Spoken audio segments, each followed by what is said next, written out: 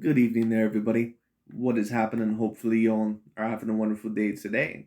So, when it comes down to it, I thought that I would review these little series of videos, or overall, at least two videos that we're going to review within this video. And I don't want to make this video very, very long, so overall, I'm only going to include two videos. But the reason why I thought that it was important to include two videos in this is because this is once again going to somewhat entail some of the stuff that I was talking about overall, and not only with certain great fights that could happen within the heavyweight division within the next year or two, or somewhere around there, maybe within the next year and a half, next year, somewhere around there, depending on what fights may occur and depending on what does occur within the heavyweight division, depending on who wins and loses. But on top of that, it is also going to be me talking about certain narratives and certain machinations that people will have, especially within that of the heavyweight division. What do I necessarily mean by that? What I mean by that is that, once again, like I mentioned in my Luis Ortiz versus Andrew Ruiz videos, is that there are going to be certain people, especially after this fight, that are going to try to make certain excuses. Although, if we were going to use the age excuse, that is somewhat of a viable excuse because, of course, Mr. Luis Ortiz was 43 years old. It does have to be mentioned. However, of course, there is going to be a certain amount of channels, that being of the LDBC and new media, that are especially going to try to say that the reason why Mr. Luis Ortiz mainly lost this fight was because he didn't really have that much of a chance in the first place because he was way too old. Now, in a way, is it somewhat the truth? Well, Mr. Luis Ortiz certainly is no spring chicken. He is 43 years old. And on top of that, he did suffer two knockout losses not too long ago within the past few years to Mr. Deontay, the Bronze Bomber Wilder. So could there maybe be a little bit of a truth to that? There certainly could be. But is there also maybe a little bit of underlying truth with saying that Luis Ortiz, maybe he was not as good as what a lot of other people, and when I say a lot of other people, I'm talking about mainly Deontay Wilder fans, always tried to say that he was, because they personally knew that Luis Ortiz was really the only decent contender on Deontay Wilder's list. It just is what it is. So we're going to talk about that. Not only talk about that, but we're also going to talk about the potential of there being an Andrew Ruiz Jr. versus Deontay Wilder fight, which in my view would be a great fight. Out of any other fighter that Andrew Ruiz could potentially fight, out of any of the other top contenders or former heavyweight champions of the world, I would rather see him face Deontay Wilder more than any other former heavyweight champion of the world. Whether we talk about or a current heavyweight champion, if we're even going to talk about them, also including, of course, Alexander Usyk and Tyson Fury, if we're talking about current champions, and of course, former champions Anthony Joshua and Deontay Wilder. Well, really, the only former champion that is still around besides those two overall is Mr. Andrew Ruiz Jr. So I would love to see Andrew Ruiz Jr. in a match with either one of those fighters. But because I really have not seen Deontay Wilder in any clear A-grade fights in his career, other than Mr. Tyson Fury and maybe Mr. Luis Ortiz, I think that an Andrew Ruiz Jr. versus Deontay Wilder fight would be a tremendous fight if both of those fighters play their cards right. It would be very interesting. But anyways, we're going to hear what Mr. AKHi TV has to say. Let's tune in.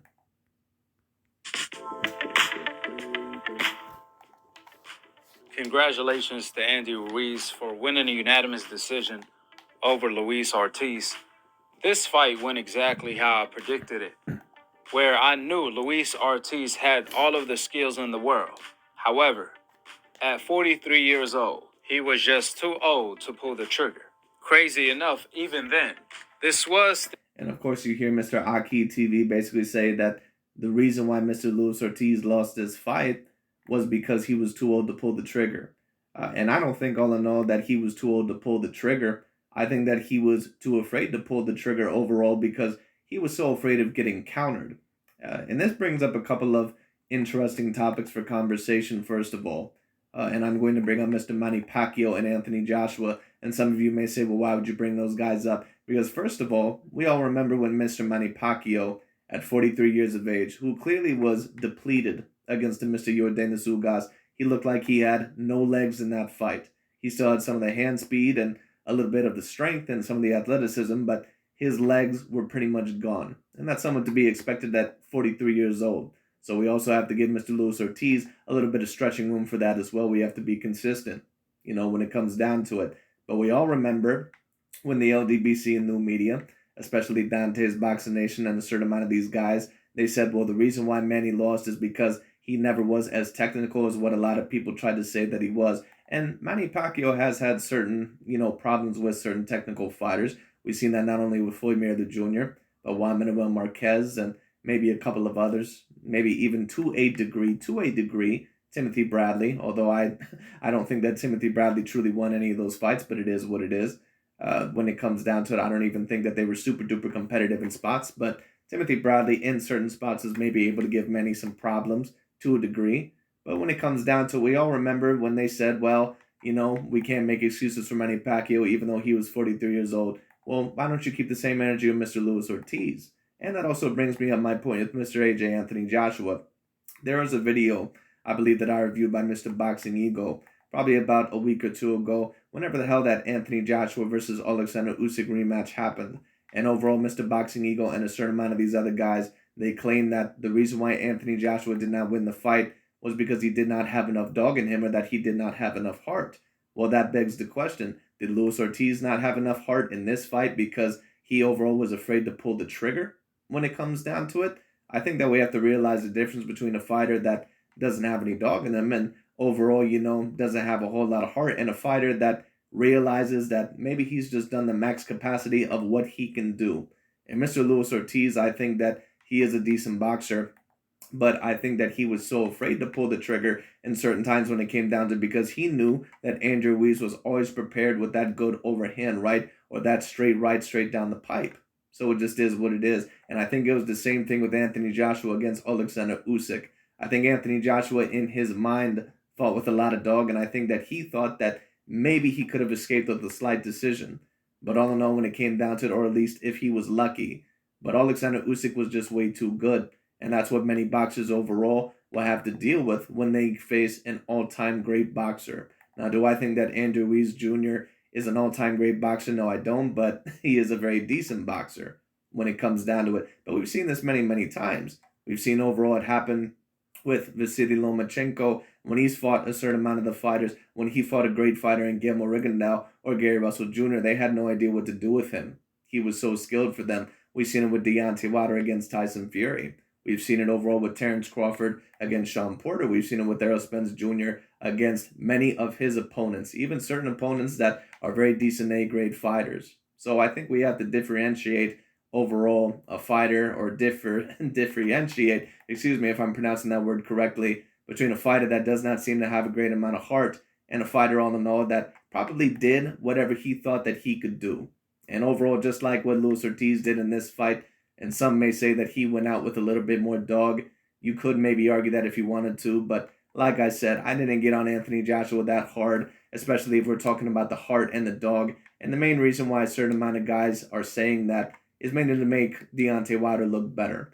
Because at least of this generation, first of all, they're going to try to still convince you that Deontay Wilder, hypothetically, is the best heavyweight of this generation anyways, because they're never going to let that Tyson Fury allegedly cheated shit go. They're never going to get rid of that, because overall, if they ever did, they would have to admit that they were basically a gigantic idiot and a bozo, basically for alleging that in the first place, especially without a great amount of evidence. So they're never going to let that go. But they know deep in their minds, they know deep down in their hearts that Tyson Fury, that he is all around the best heavyweight, at least so far, of this generation. And they're hoping that Deontay Wilder can at least be remembered as second best. And maybe if he can be remembered as second best, maybe that gives them more of an opportunity to push their narrative of saying, well, Deontay Wilder, see how great he is. He was able to beat Anthony Joshua. He was able to beat Andrew Ruiz. Had Tyson Fury not cheated him, at least in their eyes when it came down to it, then overall, just imagine the heavyweight that he would have been. That's all they're going to try to do. But anyway. A 50-50 fight tonight, where Andy Ruiz won the fight only because of the knockdowns he scored. That was the key factor that separated the two. From round one out. Well, in my view, I scored this fight 6-6. If you had it 7-5 going either way, I can't really blame you. I personally had it 6-6. If I would have had it 7-5 anyway, it probably would have been towards Ruiz. I just think that the majority of the time he was landing too impactful of punches. I think all in all that the fight was more his pace, and he clearly was hurting Luis Ortiz more than what Luis Ortiz was hurting him. So I have to give Andrew Ruiz Jr. that amount of credit. Was highly impressed by Luis Ortiz's jab and his movement. His footwork kept Andy Ruiz guessing and at bay. However, Andy Ruiz utilized his hand speed to his advantage. Every now and then, he will explode on Luis Ortiz, catching him and hurting him in the process, where he managed to score. Yes, and if Luis Ortiz was a better defensive fighter, he could have potentially won that fight, but he's just not elite defensively. And we've seen it against Deontay Wilder, and we've seen it against Andrew Ruiz. It's not that he's the poorest defensive fighter that I've ever seen, but especially if you get on the inside or if you're able to hide one of your punches, you are going to be able to hit him. He does not have the greatest head movement that I've ever seen, and especially if you get on the inside with him, especially if you're on the caliber of an Andrew Ruiz, you are going to be able to get some shots off. Anyway. Knockdowns by doing so. This was not a war. This was a chess match where Andy Ruiz let his right hand go very wisely. He pulled the trigger once he had. Yes, and he was able to hit him with it almost every single time. Really, Andrew Ruiz and Luis Ortiz, they were able to pull their trigger, quote unquote, when it comes down to it, or their main weapon in this fight, which for Luis Ortiz would have been that left cross, and for Andrew Ruiz would have been that overhand right, or just a right hand in general. They pretty much pulled the trigger about the same amount of times. The difference was accuracy. That's all it really was, because Luis Ortiz does not have even the defense of an Andrew Ruiz. And I thought that even in this fight that Andy could have been a little bit more defensively responsible than what he was, but I could maybe understand him getting hit because Luis Ortiz, I believe, had a significant reach advantage over him. And on top of that, he was a southpaw with very decent power. So Andy was having a very tough time in certain spots adjusting to him. The aim on lock. Now, when it came to Luis Ortiz, he did let his hands go in the last round, where he actually managed to hurt Andy. Well, actually, Luis Ortiz, in my view, he did let his hands go pretty much just as much as what Andrew Ruiz did. About as much. He just was not as accurate as what Andrew Ruiz was. And in the rounds overall that he was afraid to throw, you could tell overall he was so afraid of getting knocked down by that right hand because he could not learn how to avoid it. All right? So it is what it is. Certain people always criticize certain fighters, or they say, oh, well, they fought too scared, or they did this. And sometimes I criticize a fighter for that too. But sometimes we just have to take a look at it and say, you know what? That's pretty much the best that they could do. Because there really is not a higher level that they could have gotten to. Like certain people, once again, like Deontay and AKHi, they took a look at Deontay Wilder. They were so disappointed, almost on the verge of tears, when Deontay Wilder lost that trilogy match against Tyson Fury. And they said, I can't believe he didn't throw any body shots. I can't believe he didn't do this. Why would you expect him overall to do that much different stuff? Deontay Wilder, first of all, is not that type of fighter, and you're asking a fighter who has never really done those type of things to all of a sudden do it in a fight that has been the toughest match of his career. Now, there are certain fighters, all-time great fighters usually, that can adjust very decent on the fly in a rematch, like a Canelo Alvarez or Floyd Mayweather Jr. But Deontay Wilder's not one of those guys. Ruiz with a left hand. Right after, Andy Ruiz caught Luis Ortiz with a straight right hand. That's when Luis Ortiz came right back, teeing off on Andy Ruiz with multiple straight left hands. However, Andy Ruiz weathered the storm and managed to win a unanimous decision over Luis Ortiz. Therefore, congratulations to Andy Ruiz. On the other hand, it's really time for Luis Ortiz to retire. The only two things that's undefeated in the sport of boxing is Floyd Mayweather and Father Time. So the fact that Luis Ortiz... Well, actually, there's a certain amount of other fighters that are undefeated as well. But actually, to bring up that point right now, let me state this. If we are going to talk about undefeated fighters, do I believe that Floyd Mayweather Jr. is the greatest undefeated fighter, at least that I know of? Yes, I personally do believe that. Anyway, he was a phenomenal fighter. Ortiz is 43 years old and still managed to go 12 rounds with Andy Ruiz, who's 32, and put up a good fight too. That's highly impressive. However, and I told you that that was the narrative that they were going to try to put up, which is that, oh my God, Luis Ortiz, he was able overall to put on such a competitive fight. And at that age, could you imagine what happened 5 years ago? And maybe to a degree they have a point. I understand that. But do we really know for 100% certain that even 5 years ago would have Luis Ortiz won that fight? I'm not so sure. Once again, there's going to be a lot of these channels, especially from that and new media, what their main objective is, and you always have to look at someone's main objective. What their main objective is to make Deontay Wilder look the best as possible. Okay? So it is what it is. Anyway.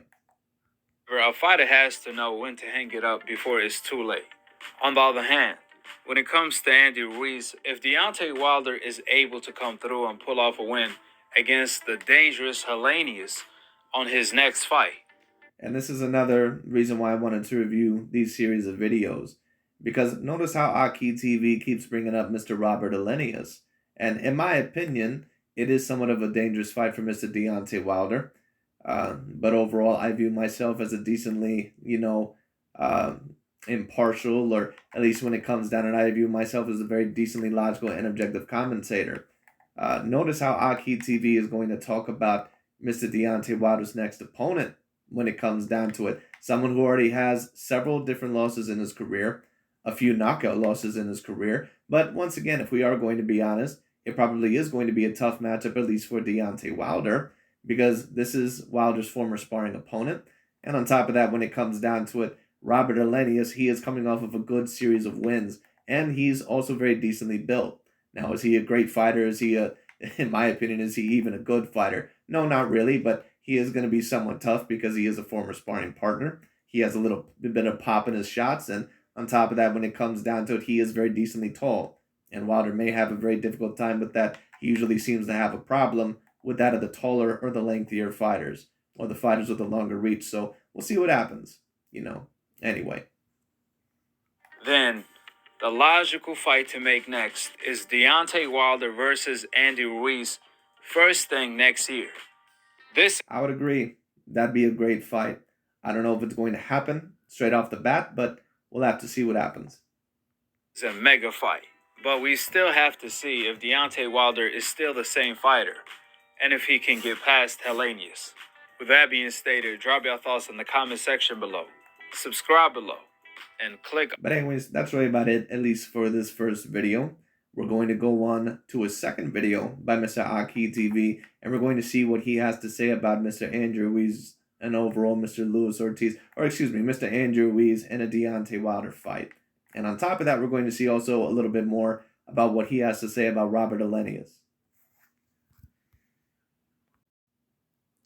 Okay, so now in this second video, in the second part of the video, or at least my video, we're going to review another video by Mr. AKHi TV. And here's going to be a very short segment where he talks about the possibility of there being an Andrew Ruiz Jr. versus Deontay Wilder fight, which once again I think is a phenomenal fight.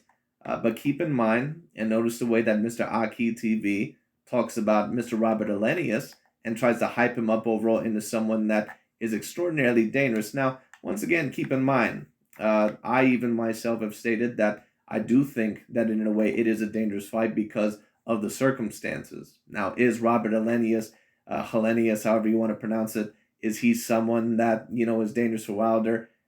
Yes, he is, but let's be real. He's not really that great of a fighter. Really, in my opinion, he's not even a good fighter. If I were to think of something coming to mind, I don't really overall know what fight I would compare it to. But we've seen certain fighters, face sparring partners in the past and overall them have a very difficult time when it comes down to it. So that's what I would kind of compare this fight to. I just can't think of any really off the top of my head. But at the end of the day, Robert Hellenius is not that good of a fighter. But remember, AKHi TV is the same one that always likes to criticize a Canelo Alvarez or someone overall like a Fury or someone else like this, Teofimo Lopez, who just recently lost his last fight before his most recent win against George Kambosos. These are all the same guys that were alleging that those guys are cherry picking and yada, yada, yada. But when Deontay Wilder faces a Robert Hellenius, who is a European fighter, who already has several losses in his career, when it comes down to it, take a look at what he has to say. That's what lined up next. I got to handle business. After that, man, we can get it on. Listen, we all know this fight is a natural. It's a mega fight, where the fight is easy to make since both fighters are with the same company, PBC. And the fact that both of these fighters want to fight each other, then PBC should set this fight up first thing next year.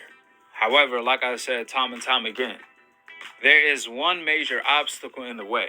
This obstacle is called Robert Hellenius. This guy is not a pushover. He is not a tune-up fight for a comeback fight. He's a real challenge. This is real. Well, that's where I have to stop you, Mr. AKHi TV. And I wouldn't necessarily have a problem if I didn't hear you shit talk so many other fighters on the daily. But this is why I like to review a certain amount of these videos. You know, once again, there's a certain amount of people that always ask me, well, why do you review some of these guys' videos?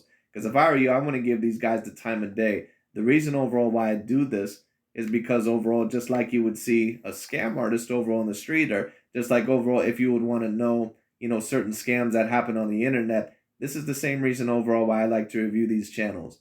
Because these channels like to promote themselves as someone who is holy, or someone all in all that is pure in their intentions. I shouldn't say holy, but someone all in all who is pure in their intentions and is always going to be objective. That is not what they are. All they are is basically a reverse, you know, version of ESPN or quote unquote old media when it comes down to that's all they are. They have their own narratives, they have their own machinations, and they will shit on certain fighters if it thinks overall it will propel or overall up certain fighters that they like to promote. Okay? They will use chicanery. They will overall tear down certain fighters when it comes down to it. They will do whatever they have to do. Okay? So anyway. A dangerous opponent for Deontay Wilder, especially when you factor in. And I don't necessarily, you know, have a problem with AKHi stating that he's dangerous.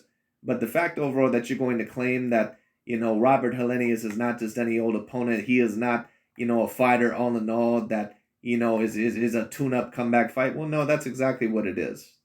It's not like Deontay Wilder is heading in the ring with AJ Anthony Joshua or Andrew Ruiz or Joseph Parker or Dillian White. He's heading in the ring with Robert Helenius, who's only had one decent win in his career, or at least over one fighter in Glowacki, I believe is his name, or whoever the hell the Polish fighter was when it came down to the baby-faced assassin, I believe, whatever the hell his name was. Robert Helenius ended up exposing some of his faults, and he was able to knock him out twice. So at the end of the day, that's what Robert Helenius is known for. Now, once again, is it a semi-dangerous fight for Wilder? Is it losable? Yes, it is, because this is his former sparring partner. He has confidence. But at the end of the day, no, this is supposed to be a tune-up fight. It's on the same level, in my opinion, as Teofimo versus Pedro Campa. When it comes down to it, it's on the same level as, you know, some of the other fights that I've seen. Keep in mind, this is the same person that, you know, tried to shit on Tyson Fury when he had a very tough fight, I believe, against Otto Wallin. You know, he tried to shit over on Canelo Alvarez for allegedly facing weak European fighters, even though they were undefeated champions in Caleb Plant and in Callum Smith and a few others when it came down to it. Billy Joe Saunders. Now, some may say, well, that's a little bit different because Canelo was being promoted as the #1 pound-for-pound fighter. Deontay is coming back in his career. Well, you can make that point when it comes down to it. But once again, just hear the way that AKHi TV is trying to frame it. He's acting like Robert Helenius has been one of the top contenders for a very long time, but that overall he's a serious threat, you know, to the majority of the division. No, this is a tune-up fight. Don't get me wrong. It's a dangerous tune-up fight. But let's not sit here and pretend overall like this is a great fight. It's a decent fight because, once again, it is dangerous for Wilder specifically because of the circumstances. But Robert Helenius is not a great fighter. He's really not even a good fighter, in my opinion. He just got matched up very well against, you know, that one Polish fighter who ended up having the certain faults that Helenius was able to expose. So it just is what it is. I don't even know if Deontay Wilder is still the same fighter. Therefore, there's a lot of questions that needs to be answered on October 15th before we even could talk about a Wilder versus Andy Ruiz fight. With that being said, drop your thoughts in the comment section below, subscribe below, and click on the notification bell to be continued on the next episode of AKHi TV. Peace, and I'm on to the next one. But anyways, that's really about it for this video. I just thought that that would be very particularly interesting, and some of you may think that I was kind of nitpicking here, but I thought that this was an important video because, once again, the narratives that I told you guys about, they are going to show up just like they did here, okay? And that is the reason why they are going to promote that, because, once again, their goal is to make Deontay Wilder look the best as possible. And don't get me wrong, Deontay Wilder was a very decent heavyweight fighter for the day. But my goal is to not make people look as best as possible. My goal is to basically tell the truth and give my proper analyzation. I don't live overall, through these fighters emotionally. When it comes down to it, I try to give my logical and objective analyzation. And once again, the reason why I review these videos is to show you guys that no, a lot of their machinations and a lot of their intentions, they are not pure. They have a lot of their pro-racial and over-emotional narratives and machinations and plans behind the scenes. Okay? So it is what it is. Once again, this may have been nitpicking a little bit, but I just wanted to show you the difference in how AKHi TV or some of these other channels, they may treat a certain fighter overall, or say, what their level of competition is, or overall treat them way differently depending on their complexion. It's not just ESPN. It's not overall them that just do it. There's a certain amount of boxing channels that do it as well, and AKHi TV has been one of them. But anyway, that's really about it for today. Thank you so much for watching, and I'll talk to you all later.